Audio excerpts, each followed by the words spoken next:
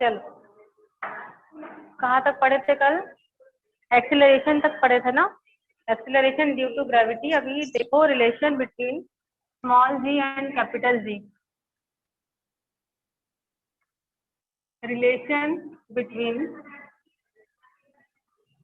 Small g and capital जी।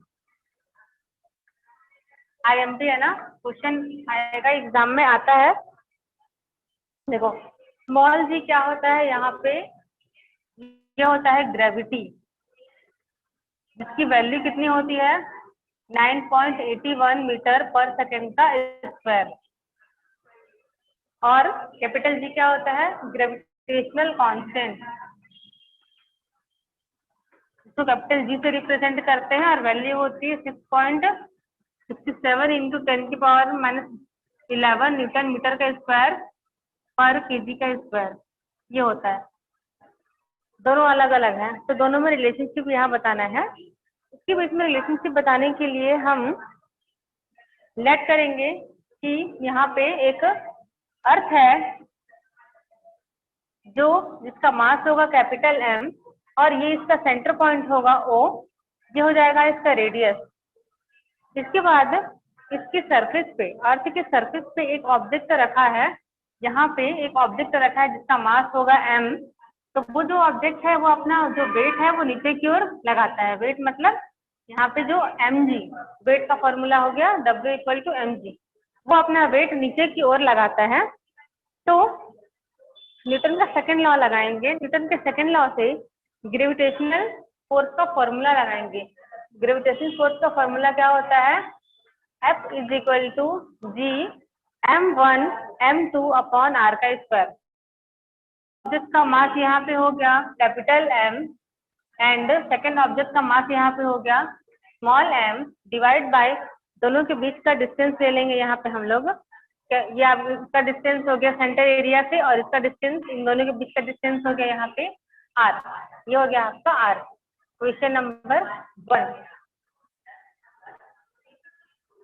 अब Newton का second law लगाएंगे कि ये जो ऑब्जेक्ट रखा हुआ है अर्थ के सरफेस पे, ये अर्थ के सरफेस पे अर्थ के सेंटर की ओर फोर्स लगाता है। तो फोर्स का फॉर्मूला हो जाएगा यहाँ पे F equal to m a, और जो ए है वो एक्सेलरेशन शो करता है, तो एक्सेलरेशन के बेस पर रखेंगे ग्रेविटी जी, तो F इक्वल टू यहाँ पे आ जाएगा एम जी।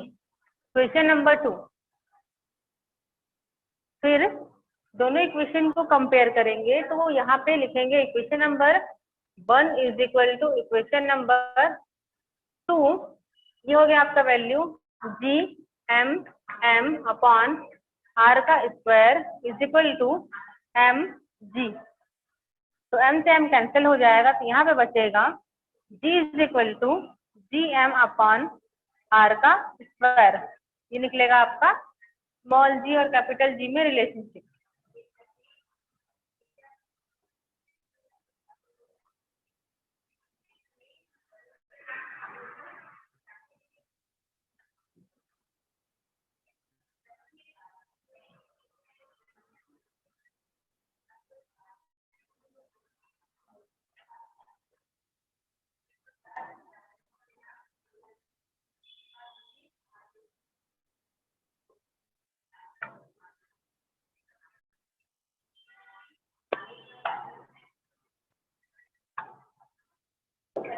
आ गया समझ में?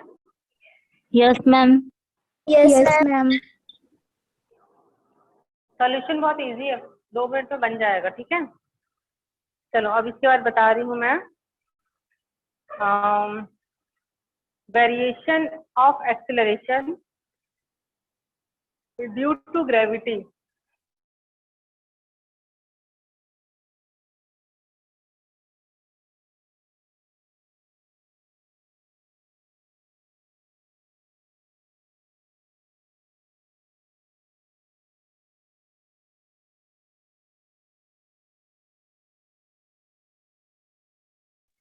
चलो आगे बता रही हूँ मैं कि जो एक्सेलरेशन की वैल्यू होती है वो चेंज होती है। और कैसे चेंज होती है, जैसे कि अर्थ पे जो जी की वैल्यू है उसकी वैल्यू होती है 9.81, लेकिन अगर हम अर्थ के सरफेस से दूर जाते हैं या अर्थ के सरफेस से सेंटर पे आते हैं, अर्थ के सेंटर पे आते हैं, तो स्मॉल जी की वैल्यू में चेंजेस आने लगता है ना। यहाँ पे जो आपका अर्थ है, अर्थ के सेंटर पे जी की वैल्यू कितनी होगी, 0, और अर्थ के ग्रेविटी एरिया से अगर हम ऊपर जाते हैं तो भी जी की वैल्यू होती है 0। वैसे ही जो हमारा इक्वेटर है, जैसे कि ये आपका अर्थ है, अर्थ का इक्वेटर क्या होगा, ये होगा, और उसका पोल क्या होगा, ये होगा, नॉर्थ और साउथ। तो जैसे ही हम इक्वेटर, मतलब कि आपका सेंटर पे आएगा, इक्वेटर के पास जाने लगते हैं, जी की जो वैल्यू है वो लिस्ट होती जाती है, और जैसे जैसे हम पोल के पास आते हैं जी की वैल्यू क्या होती है, इंक्रीज हो जाती है, या फिर 9.81 हो जाती है। तो जी की वैल्यू भी जो है वो हर जगह पे सेम नहीं होता है, इक्वेटर पे इसका वैल्यू कम होगा, पोल पे इसका वैल्यू बढ़ जाता है। वैसे ही अगर हम अर्थ के सरफेस से बहुत ऊपर की ओर जाएंगे तो जी की वैल्यू वहां पर 0 होगी, और अर्थ के सेंटर पे आते हैं तो भी जी की वैल्यू वहां पे 0 होती है। तो हमको यहाँ पे जी की वैल्यू निकालनी है, एक्सीलरेशन निकालना है, एक अबोव द अर्थ सरफेस और एक below the earth surface. First वाला बना रही हूं मैं, अबोव द अर्थ सरफेस के लिए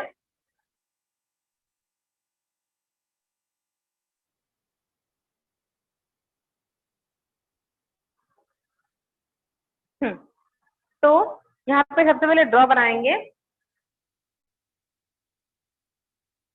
ये देखिए ड्रॉ है यहाँ पे किसका, अर्थ का मास हम यहाँ पे ले लिए कैपिटल M, और इस अर्थ का रेडियस यहाँ सेंटर से लेंगे R। ठीक है, ये आपका O हो गया पॉइंट, ये अर्थ का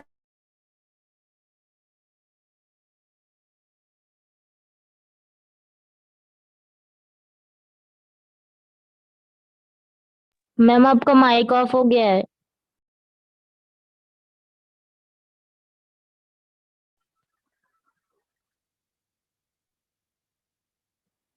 हाँ, अर्थ के सरफेस से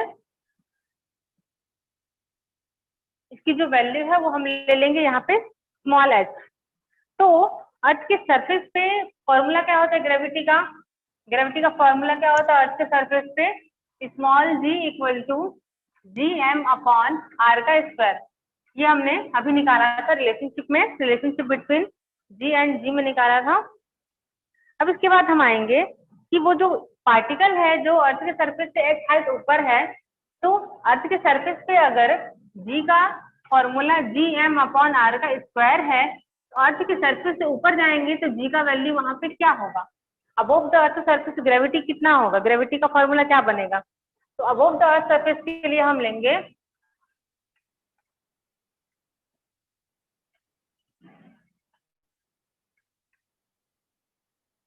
g का dash is equal to gm upon distance कितना हो जाएगा, ये इतना डिस्टेंस हो गया आपका r, और वो ऑब्जेक्ट h हाइट ऊपर है, तो टोटल यहाँ पे कितना हो गया, टोटल हाइट यहाँ पे हो जाएगा r प्लस h का होल स्क्वायर। Question number 2। अब जो दोनों जी है, दोनों ही जी को डिवाइड करेंगे, इक्वेशन 2 को डिवाइड करेंगे, इक्वेशन 2 डिवाइडेड बाय इक्वेशन 1। ठीक है, यहाँ पे इक्वेशन 2 को 1 से डिवाइड करेंगे, कितना आएगा, जी का dash upon G equal to gm upon r plus h का whole square divide by gm upon r का स्क्वायर। फिर ये आपका यहाँ पे पलट जाएगा, gm upon r plus h का होल स्क्वायर डिवाइड से मल्टीप्लाई होगा, r स्क्वायर ऊपर जाएगा और gm इसके नीचे आएगा, gm से gm कैंसिल हो गया, सिर्फ बचेगा r का square upon r plus h का होल स्क्वायर। ये आ गया आपका g डैश अपॉन g। और सॉल्व करेंगे आगे।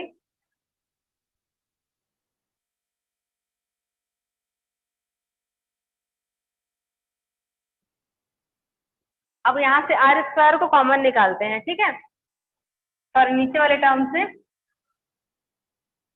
जी dash upon G equal to r का स्क्वायर, और यहाँ पे दिया है r प्लस h का होल स्क्वायर। तो यहाँ से आर स्क्वायर कॉमन निकलेगा, यहाँ बचेगा 1 और यहाँ बचेगा h अपॉन आर।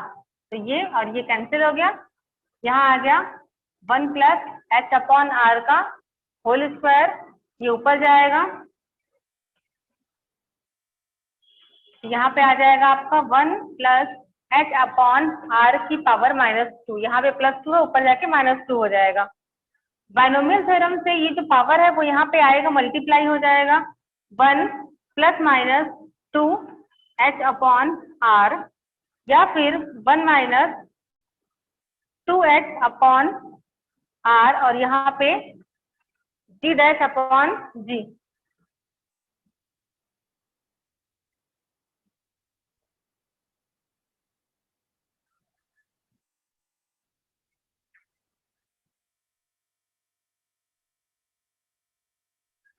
के बाद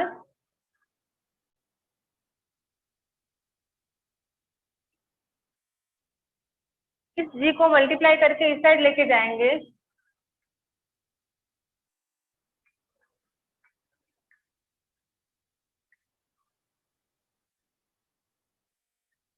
मल्टीप्लाई करके लेके गए।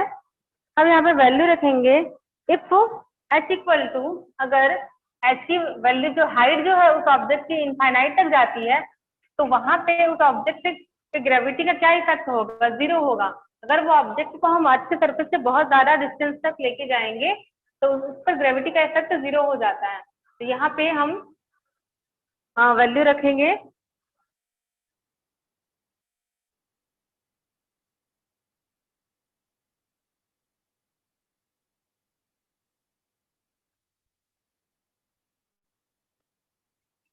g dash equal to, multiply कर लीजिए इसको, g minus 2gh upon R. तो g डैश की प्लेस पर क्या रखना है? 0। तो यहाँ आ गया 0 equal to g minus 2gh upon R, ये माइनस वाला टर्म इस साइड आएगा तो प्लस में आ जाएगा, g equal to 2gh upon R. ये आपका जो आएगा, ये वैल्यू बता रहा है कि g की वैल्यू में कितना डिक्रीमेंट होता है। अगर हम अर्थ के सरफेस से बहुत ज्यादा हाइट पे जाते हैं तो वहां पे g की वैल्यू में कितना इंक्रीमेंट या कितना डिक्रीमेंट होगा। ठीक है, वैसे तो अर्थ के सरफेस से ऊपर जाते हैं तो वहां पे डिक्रीमेंट होता है, इंक्रीमेंट नहीं होगा।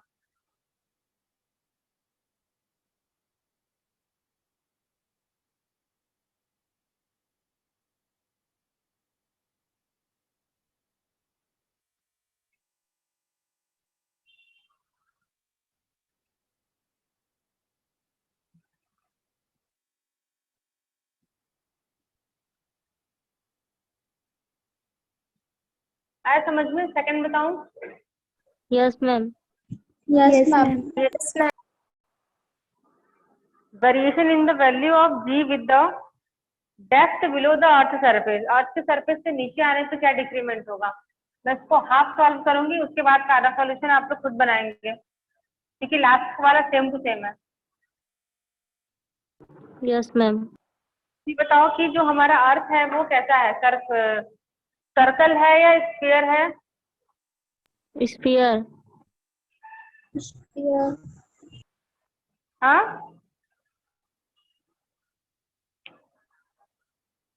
स्फीयर। कैसा है अर्थ का सरफेस? सॉरी, हमारा अर्थ किस शेप का है? सर्कल शेप में है या स्फीयर के शेप में है? स्फीयर।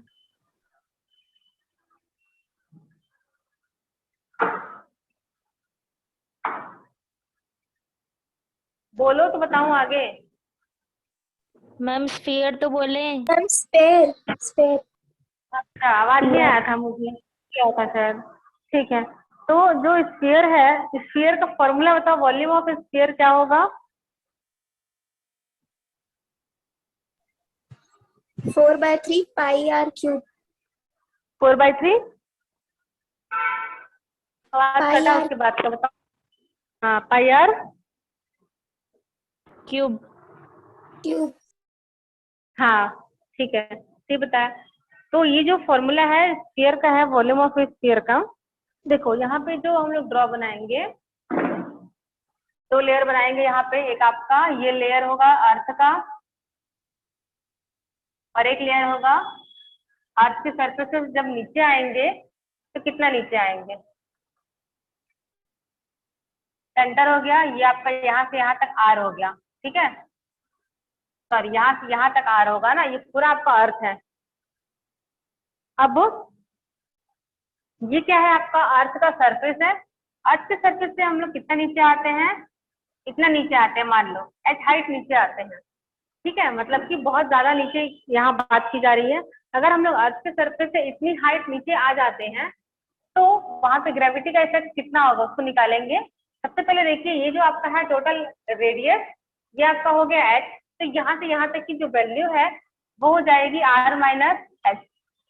अर्थ का मास ले लेंगे कैपिटल एम, यहाँ पे जो ऑब्जेक्ट रखा था उसका मास हो जाएगा स्मॉल एम। तो अर्थ के सरफेस पे ग्रेविटी का फॉर्मूला हो जाएगा G equal to G M upon R का स्क्वायर, ये निकल गया। लेकिन अब यहाँ पे जो आपका m है वो मास बता रहा है अर्थ का, हम लोग को यहाँ पे अर्थ का जो शेप है स्क्वायर होने के कारण वॉल्यूम का फॉर्मूला लगाना पड़ेगा। तो सबसे पहले हम मास का फॉर्मूला निकालेंगे। मास इक्वल टू होता है वॉल्यूम इनटू डेंसिटी, जहां पे मास को कैपिटल एम से, वॉल्यूम को v से, डेंसिटी को d से रिप्रेजेंट करते हैं। v क्या है, volume of sphere. Volume of sphere कितना होता है 4/3 पाई आर क्यूब, यहाँ रखेंगे और ये आपका हो गया d। इस m की वैल्यू को यहाँ पुट कर दो,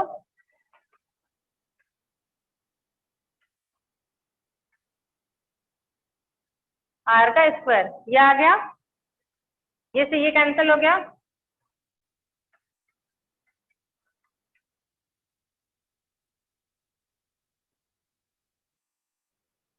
ये निकलेगा आपका g का वैल्यू।